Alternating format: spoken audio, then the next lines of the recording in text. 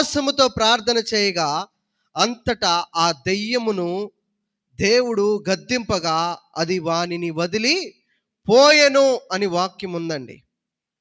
ఆ గడియ నుండి ఆ చిన్నవాడు స్వస్థత నొందెను అని వాక్యం ఉన్నది. ఇలా స్వస్థత ప్రభు ప్రార్థన చేస్తే వచ్చింది.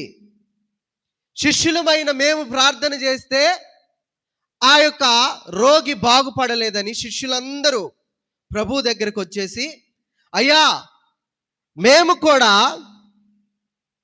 నీవు చేసినట్లే చేశాము, కానీ మేము ప్రార్థన చేసినప్పుడు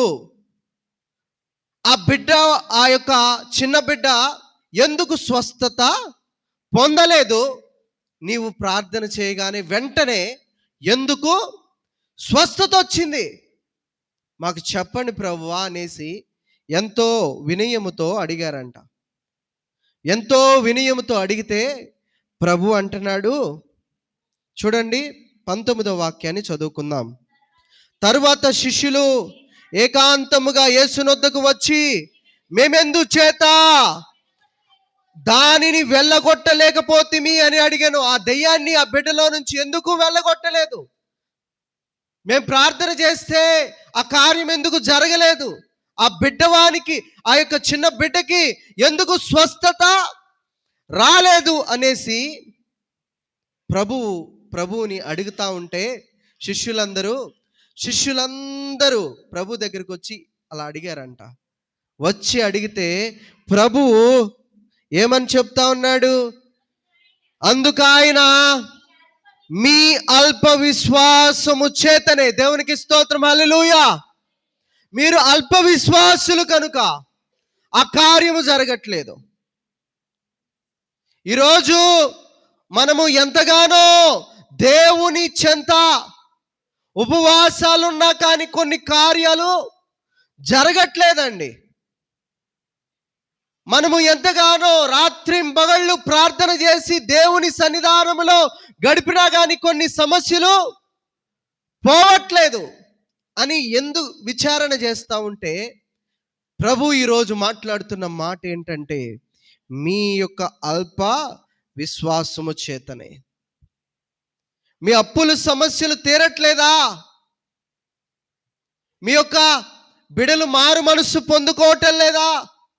మీ యొక్క భర్తలు మారు మనసు లేక విచ్చలవిడితనముతో ఉన్నారా? ప్రభు మీతో మాట్లాడుతూ ఉన్నాడండి. ఒక కార్యము ప్రార్థన చేత ఒకరు ఆ యొక్క కార్యాన్ని జరిగించలేకపోయారు, కానీ ప్రభువు అదే ప్రార్థన చేత ఆ కార్యాన్ని విజయవంతంగా జరిగించాడు. కారణం ఏంటని అడిగితే ప్రభువుని ఆ యొక్క సమయంలో శిష్యులతో మాట్లాడిన మాట ద్వారా ప్రభు ఈరోజు మనతో మాట్లాడుతూ ఉన్నాడు. ఎందుకు నా జీవితంలో కార్యాలు జరగట్లేదు ప్రభువా అనేసి ఈ యొక్క ఉపవాస దినమున ప్రభు దగ్గరికి వచ్చి ఉన్నారు ఏమో. ప్రభు మాట్లాడుతున్న మాట ఏంటంటే, మీ అల్ప విశ్వాసము చేతనే. దైవ జనాంగమా, ఈరోజు ఆ యొక్క అల్ప విశ్వాసాన్ని మన యొక్క దగ్గర నుంచి మనము దూరపరుచుకోవాలి. ప్రియ దైవ జనాంగమా, విశ్వాసముతో ఉండాలి మనము. ఆ యొక్క పరిస్థితుల సందర్భాన్ని మనం మొదటి నుంచి చదువుకుందాం. చూడండి 14వ వాక్యము నుంచి చదువుకుందాం.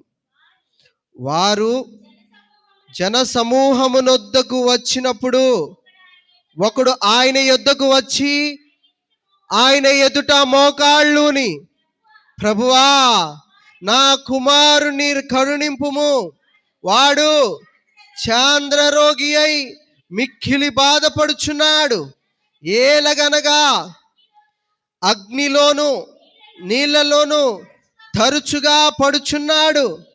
నీ శిష్యుల యొద్దకు వానిని తీసుకొని వచ్చి తిని, కానీ వారు వానిని స్వస్థపరచలేకపోయిరని చెప్పెను.